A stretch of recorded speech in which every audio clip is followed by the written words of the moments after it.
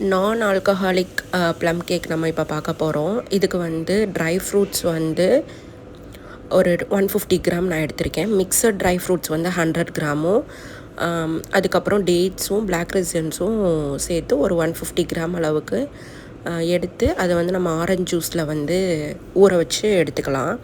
இது வந்து நம்ம வீட்டிலே எடுக்கிறதுனால ஃப்ரெஷ்ஷான ஆரஞ்ச் ஜூஸ் தான். இது இல்லாட்டி பிளாக் கலர் கிரேப்ஸ் இருக்கும்ல, அந்த ஜூஸ் கூட நீங்கள் ஊற்றிக்கலாம்.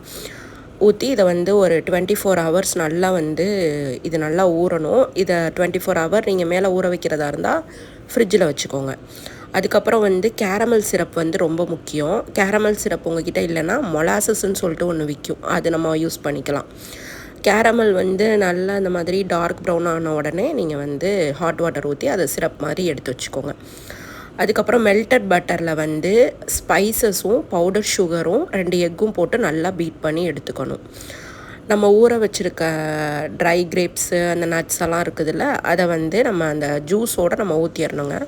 இதோட அளவு எல்லாமே நான் உங்களுக்கு வந்து பின்டு கமெண்டில் கொடுத்துருக்கேன் பாருங்கள். அதுக்கப்புறம் நம்ம வச்சுருக்க அந்த சிரப்பு, கேரமல் சிரப்பு, இதில் ரொம்ப ஃப்ளேவர் கொடுக்குறதே இந்த ஜாம் தாங்க. உங்கள்கிட்ட ஜாம் இல்லைன்னா நீங்கள் ஸ்கிப் பண்ணிக்கலாம். நான் வந்து இன்றைக்கி ஆரஞ்சு ஜாம் எடுத்திருக்கேன்.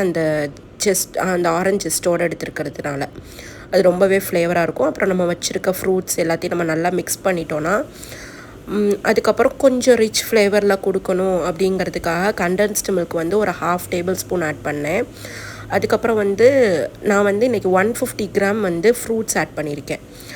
ஆனால் மாவு எவ்வளோ எடுத்திருக்கேன்னா 75 கிராம் தான் மாவு எடுத்திருக்கேன். ஏன்னா இது வந்து ஃப்ரூட் கேக்குங்கிறதுனால இதோட டெக்ஸ்சர் எப்படி இருக்குன்னா ஃப்ரூட்டியாக தான் இருக்கணும். ஸோ நம்மளுக்கு மாவு ரொம்ப நிறையா போட்டோன்னா அது ரொம்ப கேக் மாதிரி, நார்மல் கேக் மாதிரி ஆயிரும். அதனால நம்ம ஃப்ரூட்ஸ் நிறையா போட்டுட்டு இந்த மாதிரி மிக்ஸ் பண்ணி மேலே டெக்கரேஷன் நீங்கள் பண்ணுறதா இருந்தாலும் பண்ணலாம். நட்ஸ் எல்லாம் போட்டுட்டு அதுக்கப்புறம் இதை நம்ம அவனில் பேக் பண்ணோன்னா கிட்டத்தட்ட 1.5 மணி நேரம் ஆகுங்க இது பேக் ஆக. ஏன்னா இது நிறையா ஃப்ரூட்ஸ் லோட் பண்ணியிருக்கிறதுனால இது லேட்டாக தான் ஆகும்.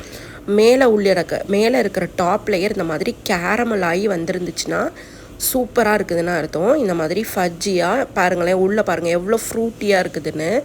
இது நீங்கள் மைதா மாவு நிறையா கொடுத்துட்டிங்கன்னா இது வந்து ஒரு கேக் ஃபார்முலா நார்மல் கேக் மாதிரி ஆயிரும்.